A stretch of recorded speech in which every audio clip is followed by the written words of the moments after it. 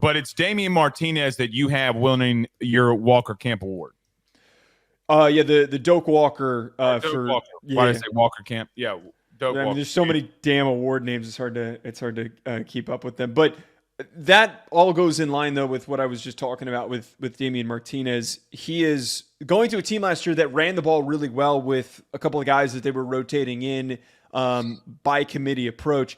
He is 240 pounds at 5'11" of just pure muscle. He is freaking impossible to tackle. And as I said, Oregon State teams were doing whatever they could to slow him down. And now he gets to be much more free in an offense that's going to be creative in scheming him touches.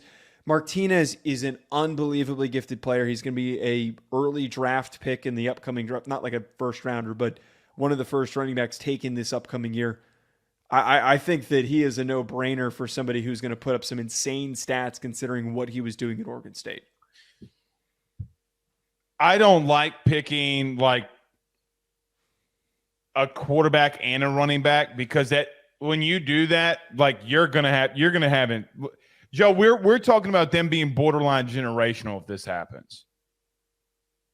That's why I didn't put Damien Martinez in there. I'm not willing to go for me just because I don't know if they're going to be generational, right? Like I think Damien Martinez is definitely going to be 1,000-yard back, definitely over double digits, but you can only feed one beast, right? And which beast are you going to feed is the big question. I look for my Walker Award here. I went with Ollie Gordon, Oklahoma State. Joe, we've talked about Oklahoma State. We've talked about their experience on their offensive line, possibly one of the better offensive lines, maybe a top 5, top 6 offensive line returning. Ollie Gordon, you talk about guys being on different tiers. Ollie Gordon is that for me. Joe, almost a 2,000-yard rusher last year, 21 touchdowns, caught one out of the backfield. I think he is the best back in the country. Like, I don't think that – only thing that's going to stop him is him getting hurt because I don't know if there's anybody in the Big 12 that can stop him. Actually, I know there's not because I saw him do it last year.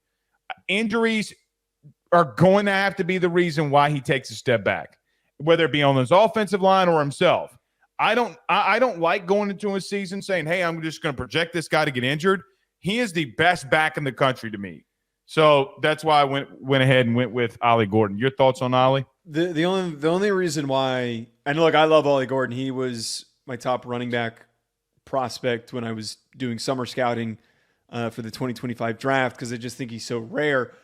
My only reason why I had pause and why I chose not to pick him is I just think it's so hard for a player to go back-to-back in a position award. And I think that this is something that happens in the NFL all the time. It happens a lot less in college football because a lot of times when guys have really productive seasons, they move on to the NFL. They're on to the next thing. But when guys are as dominant and as unstoppable as Ollie Gordon, a lot of teams are going to be prepared and aggressive in trying to slow him down and stop him.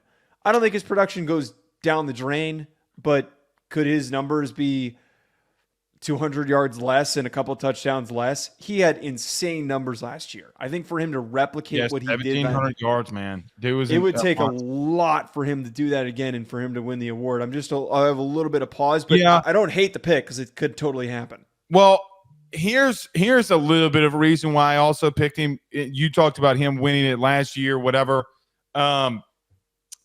I get really mad when like Marvin Harrison Jr. gets a Heisman Trophy nod, just off of like legacy.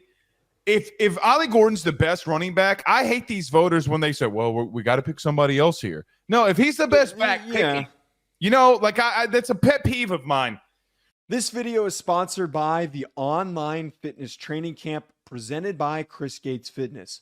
When I first started talking about Chris, about partnering with our show, not only was I excited to have a fitness sponsor for our pod, but more importantly, when I found out about how he can help people achieve their goals, I was even more bought in because when the football season starts, it is so tough to stay on top of things and also to be able to enjoy yourself on Saturdays when it's game day.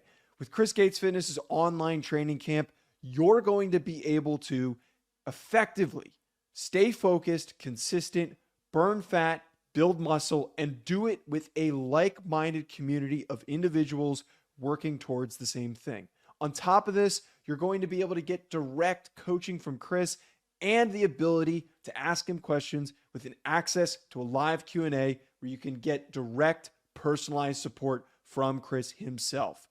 Don't wait any longer. If you're trying to get in shape during this fall and you want to be able to do it with the right support system, head on over to chrisgatesfitness.com/trainingcamp or click the link in the description. And you need to do it today because you can get the first month. Personal training is expensive, folks. The first month for only $10 when you use that code RuffinoJoe. Don't wait any longer. Head on over there.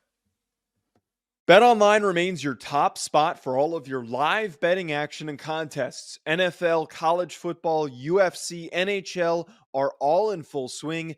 BetOnline is your number one source for wagering news, odds, trends, and predictions with both desktop and mobile access at any time. Head to BetOnline today and use promo code BELIEVE, that's BLEAV, for 50% off your first deposit. That is a 50% welcome bonus. BetOnline, where the game starts.